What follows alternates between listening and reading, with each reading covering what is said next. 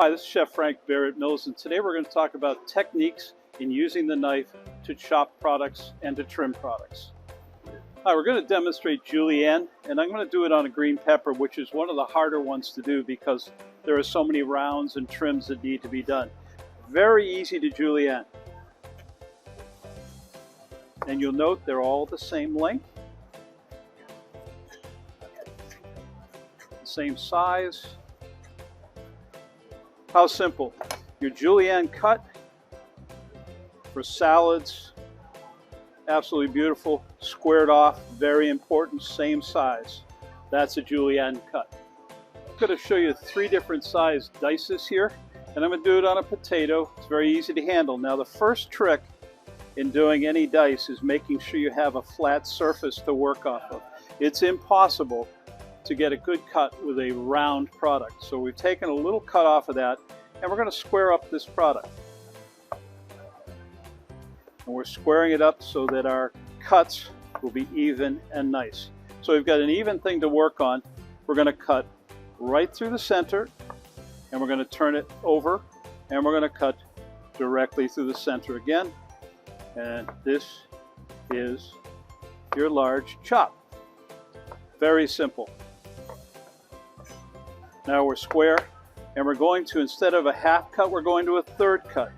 We'll go third and third. We'll turn it over, and we'll do a third and a third. Now we'll end up with a small chop.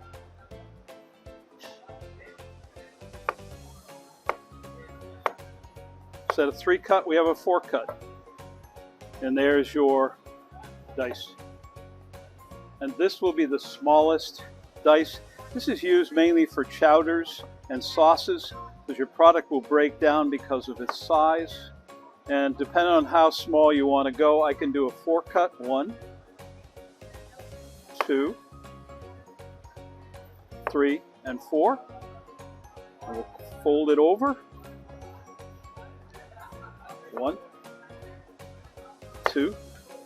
We're only going to get 3 on this side. It's a little small. And square them up nice. There's your small dice. We're going to show you how to do a Batonnet cut. And basically what that is a flat Julienne, a little bit wider. Okay? And the same process takes place here. We're going to trim off the round so it has a place to sit. And we're going to square it off. There we go. Now we're set. Now it's going to be a thin cut down.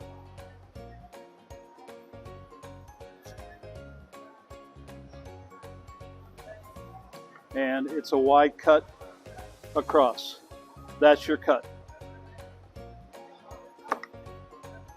Batonnet.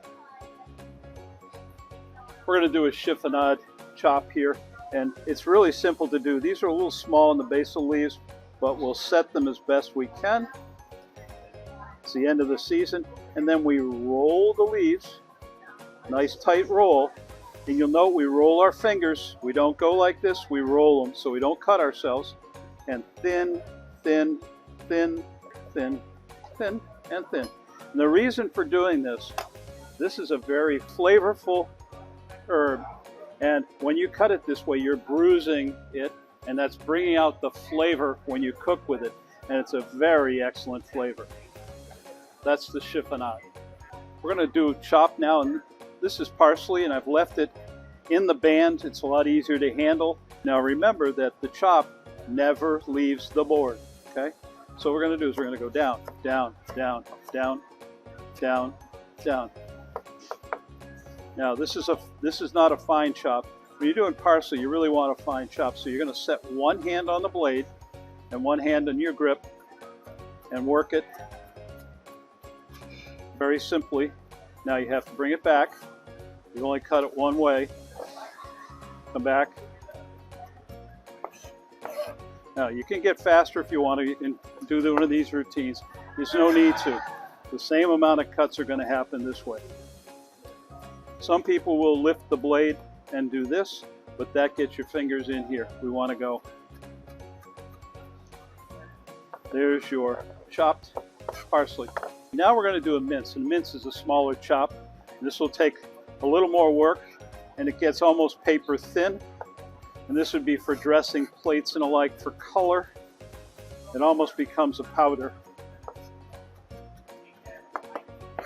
There you go. That's a mince.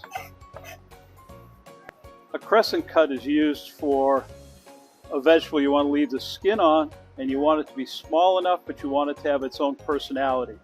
So all it is a crescent cut, and it shows the vegetable beautifully with seed in. It can be used in sauté, it can be used in a number of different products. So it's just a cross, and it's shaped like a crescent. How unique. Try to keep the thickness the same.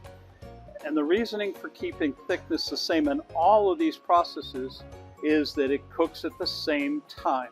If you had thick and thin, you'd have someone raw, you'd have someone overcooked. You always want to get everything in the same size. We've switched knives now. We're using a serrated knife. Now this one is an offset blade. They also make a straight blade.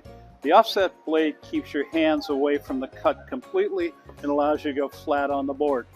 So with a tomato and any other product that has a hard skin on the outside and a soft inside, like a tomatillo, a tomato, cucumbers are great with this. All you do is simply cut through, and you end up with a beautiful sliced tomato. A lot of people ask me, how do you cut an onion correctly? And I'm going to show you the easiest way to do it. And we're looking at the chef's knife again. And an onion has a root, and you take a full onion, you cut it in half, you peel it, and you've got half the root back there. And that's going to hold it together while you cut it. So what we're going to do is keep the knife level, and we're going to cut some grooves in the onion. And now, the sharp knife, we cut across.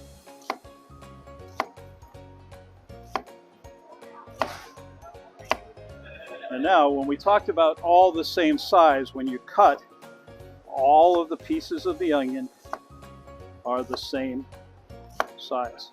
Now, when you get to the root, you won't cook the root. It's not very good. So what you'll do is you square it off, get rid of the root, and then take your onions. So they've got the groove in it where we cut it, and there you go. All the same size, all ready to go. Very easy.